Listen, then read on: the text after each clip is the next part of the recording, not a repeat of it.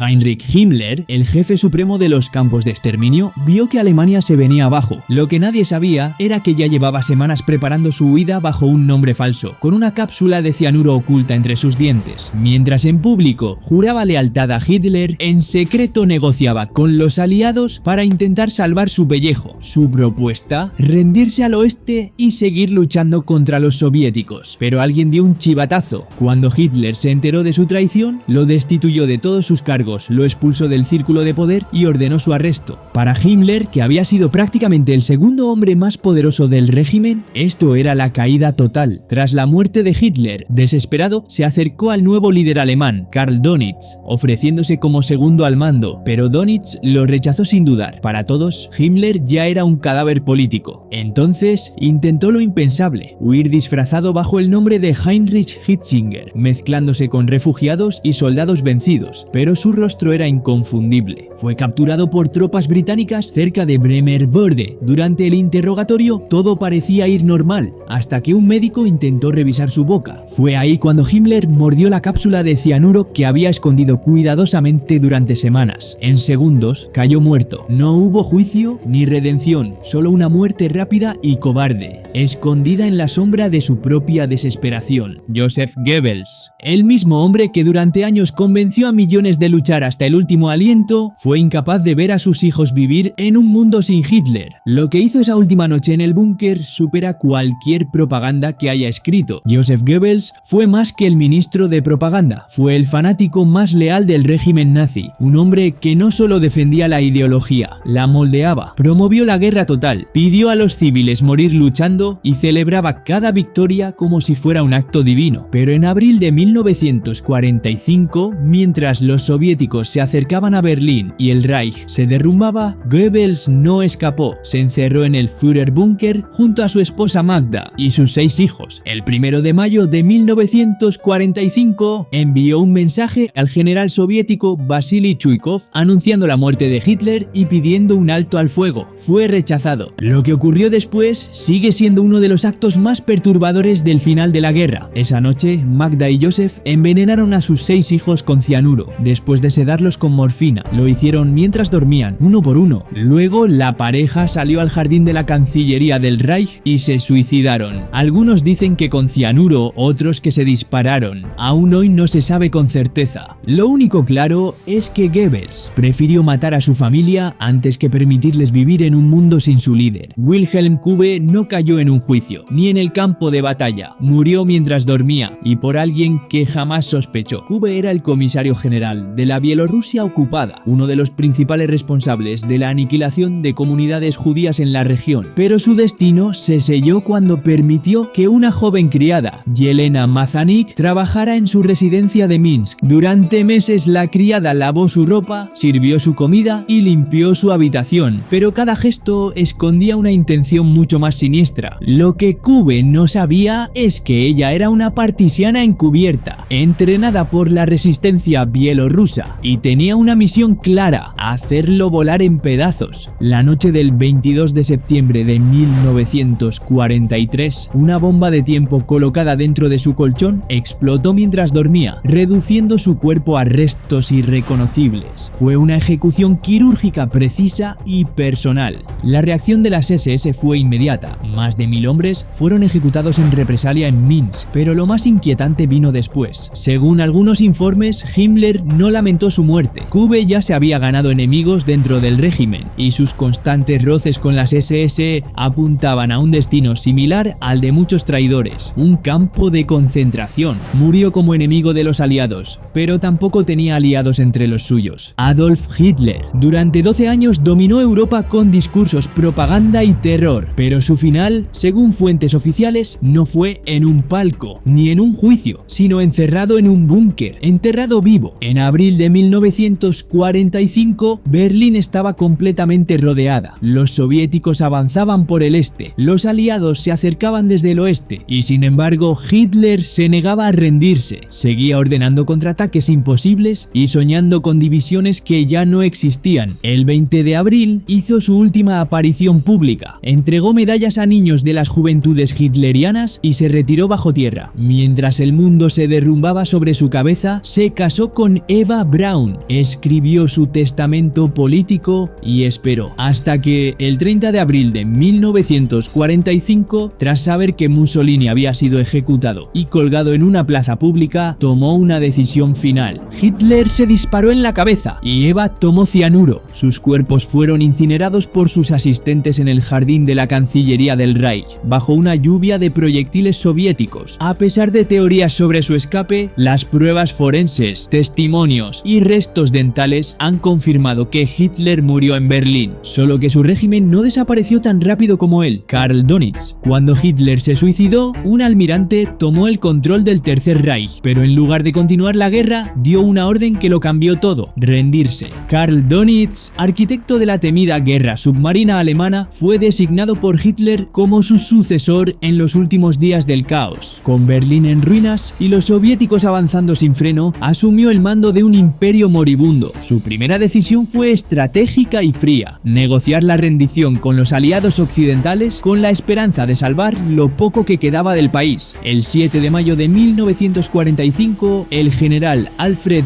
Jodl, bajo sus órdenes, firmó la capitulación total ante los aliados. Pero a diferencia de otros jerarcas nazis, Dönitz no huyó, ni se suicidó, ni pidió clemencia. Fue arrestado, juzgado en Nuremberg y condenado a 10 años de prisión. Cumplió la sentencia completa. En 1956 salió en libertad y desapareció del foco público. Pasó sus últimos años en Aumühle, lejos de todo, afirmando que solo había actuado por deber hacia su nación. Murió de un infarto en la víspera de Navidad de 1980, sin mostrar arrepentimiento ni remordimiento por el régimen al que ayudó a sostener hasta el último minuto.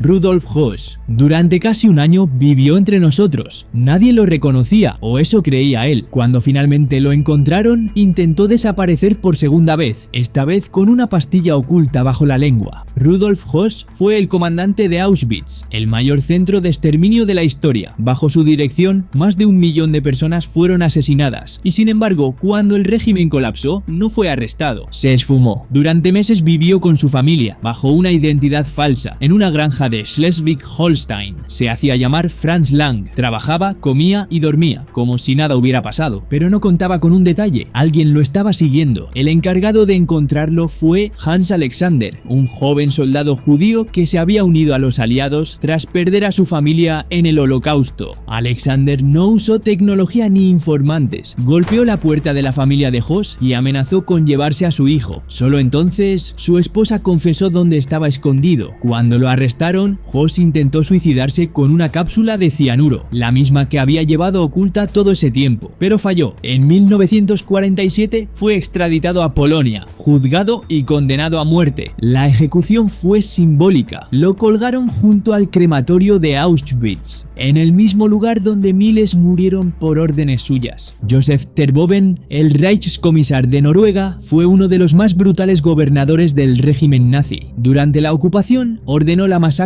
de Beisfjord, donde 288 prisioneros yugoslavos fueron ejecutados sin piedad. Y no se detuvo ahí. En 1944, cuando los soviéticos comenzaron a avanzar por el norte, desató una política de tierra arrasada en Finnmark. Obligó a evacuar a 50.000 civiles y dejó pueblos enteros reducidos a cenizas. Pero lo más desconcertante ocurrió al final de la guerra. Tras la muerte de Hitler, el nuevo líder, Karl Dönitz, le ordenó colaborar para poner fin al conflicto. Terboven se negó. No solo eso, se atrincheró en un búnker en Skaugum el 8 de mayo de 1945 y detonó 50 kilos de dinamita, suicidándose en una explosión que hizo temblar la montaña. No dejó cartas, no hubo juicio, solo un cráter humeante y el silencio. Wilhelm Keitel era uno de los hombres más poderosos del régimen, pero en Nuremberg ni siquiera sus verdugos lo respetaban. Wilhelm Keitel fue jefe del alto mando de las Fuerzas Armadas alemanas, y su mayor habilidad no fue la estrategia, sino obedecer a ciegas cada orden de Hitler. De hecho, muchos lo apodaban con desprecio: el burócrata con uniforme. Fue él quien firmó algunas de las órdenes más despiadadas del Tercer Reich, desde la infame Orden de los Comisarios, que ordenaba ejecutar a oficiales soviéticos capturados, hasta el decreto de Noche y Niebla, que desaparecía a opositores sin dejar rastro. En los últimos días del Reich insistió en en lanzar contraataques inútiles para salvar Berlín, mientras el ejército colapsaba. El 8 de mayo de 1945 firmó la rendición de Alemania en Karlshorst. Días después fue arrestado y llevado a juicio. En Nuremberg fue condenado a la horca por crímenes de guerra, pero incluso su ejecución fue una tragedia grotesca. La cuerda no funcionó como debía y Keitel murió tras más de 20 minutos de agonía, balanceándose lentamente, sin dignidad, sin gloria y sin perdón.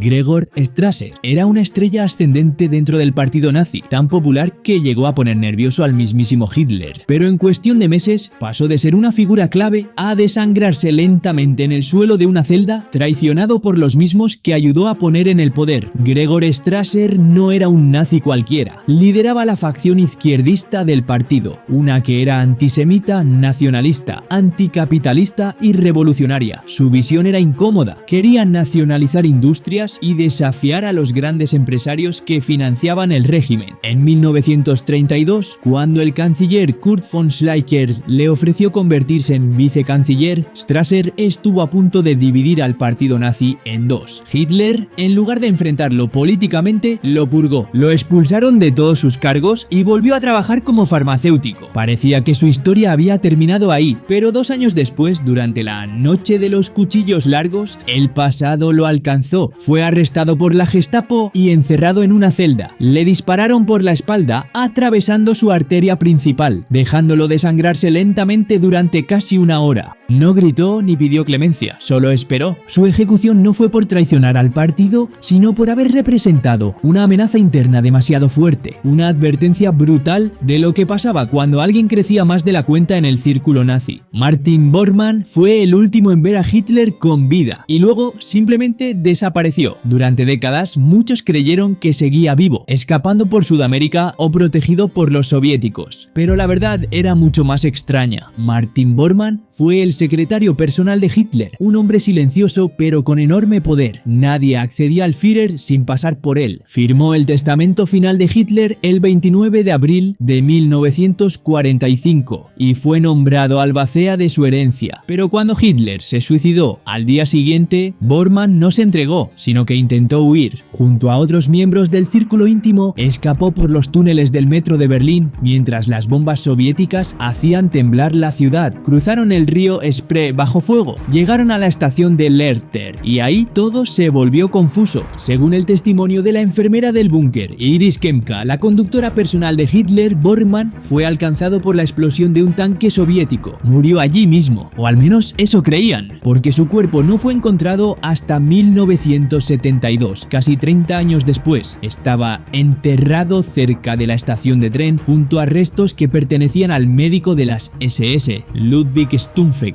Las pruebas forenses confirmaron su identidad y con ello uno de los misterios más grandes de la posguerra quedó resuelto, o al menos eso es lo que quieren que creas. Hermann Göring durante años fue el sucesor designado del Tercer Reich, controlaba la Luftwaffe, acumulaba riquezas obscenas y era oficialmente el heredero de Hitler, pero en los últimos días de la guerra cometió un error que lo arrastraría a la miseria. Hermann Göring no solo era poderoso, se creía intocable, pero cuando Hitler se atrincheró en su búnker en Berlín y dejó de comunicarse con el exterior, Göring tomó una decisión arriesgada. El 23 de abril de 1945 envió un telegrama a Hitler pidiendo permiso para asumir el liderazgo como su adjunto legal. Incluyó una advertencia: si no recibía respuesta antes del anochecer, tomaría el poder por su cuenta. La carta fue interceptada por Martin Bormann, quien convenció a Hitler de que Göring estaba intentando un golpe de estado. La reacción fue inmediata. Hitler anuló su designación como sucesor, lo acusó de traición y lo puso bajo arresto domiciliario. Göring cayó en desgracia. Su mansión fue destruida por un bombardeo, huyó y finalmente se entregó a las tropas estadounidenses, pero aún no había terminado su último acto. En Nuremberg fue condenado a muerte por crímenes de guerra. Pidió ser fusilado como soldado y le negaron el honor. La noche anterior a su ejecución se suicidó con una cápsula de cianuro escondida dentro de su tarro de crema para el pelo. Hasta hoy nadie sabe con certeza cómo la consiguió, ni quién se la entregó. Rudolf Hess era uno de los hombres más cercanos a Hitler, hasta que, sin previo aviso, despegó en solitario hacia Escocia con una propuesta de paz secreta. El problema es que nadie lo autorizó. Lo que Rudolf Hess intentó en 1941 fue el inicio de su desaparición del círculo de poder y su entrada en una prisión que se convertiría en su tumba. Durante años fue lugarteniente de Hitler y parte del núcleo duro del nazismo, pero esa noche de mayo pilotó él mismo un avión Messerschmitt y voló hasta el Reino Unido, esperando reunirse con miembros del gobierno británico para negociar la paz. Fue arrestado inmediatamente, interrogado durante meses. Gran parte de lo que reveló sigue clasificado hasta hoy. Después del juicio de Nuremberg, fue condenado a cadena perpetua. A partir de 1966 se convirtió en el único prisionero de la cárcel de Spandau vigilado 24 horas por soldados de 4 potencias distintas. Y entonces ocurrió lo inexplicable. El 17 de agosto de 1987, con 93 años, fue hallado ahorcado con un cable eléctrico en una caseta del jardín de la prisión. Las autoridades declararon suicidio, pero su familia y su abogado aseguraron que fue asesinado, posiblemente por el MI6, para evitar que revelara información comprometedora. Y hasta hoy, la muerte del último prisionero de Spandau sigue envuelta en sombras. Heinrich Müller, jefe de la Gestapo, fue visto por última vez el 1 de mayo de 1945, justo cuando Berlín ardía y los últimos leales huían por túneles subterráneos. Nunca se confirmó su captura, su muerte ni su escape. Algunos creen que murió durante los combates, otros afirman que fue capturado por los soviéticos o que logró huir a Sudamérica. Con los años aparecieron supuestos restos en diferentes lugares, desde fosas comunes hasta tumbas sin nombre, pero ninguno fue concluyente. Hasta hoy es el nazi de mayor rango cuya muerte jamás fue confirmada, y por eso su fantasma sigue alimentando teorías y sospechas. Joachim von Ribbentrop fue el rostro diplomático del Tercer Reich, el que negociaba con Italia, con Stalin y hablaba de paz mientras se preparaba la guerra. Joachim von Ribbentrop firmó el pacto con la Unión Soviética que permitió invadir Polonia, pero tras la caída de Hitler ya nadie lo quería cerca. Intentó unirse al gobierno de Donitz, fue rechazado y se escondió en Hamburgo. Cuando lo capturaron, llevaba una carta dirigida a Churchill defendiendo a Hitler y culpando a Gran Bretaña de todo. En el juicio de Nuremberg alegó que fue engañado por Hitler. El tribunal no lo creyó. El 16 de octubre de 1946 fue el primero en ser colgado, pero la ejecución fue mal hecha. La cuerda no lo mató rápido. Tardó 14 minutos en morir por estrangulamiento lento. Una muerte incómoda para un hombre que fue la cara elegante del horror. No olvidéis apoyar este tipo de contenido suscribiéndoos y viendo este otro vídeo muy curioso que os encantará.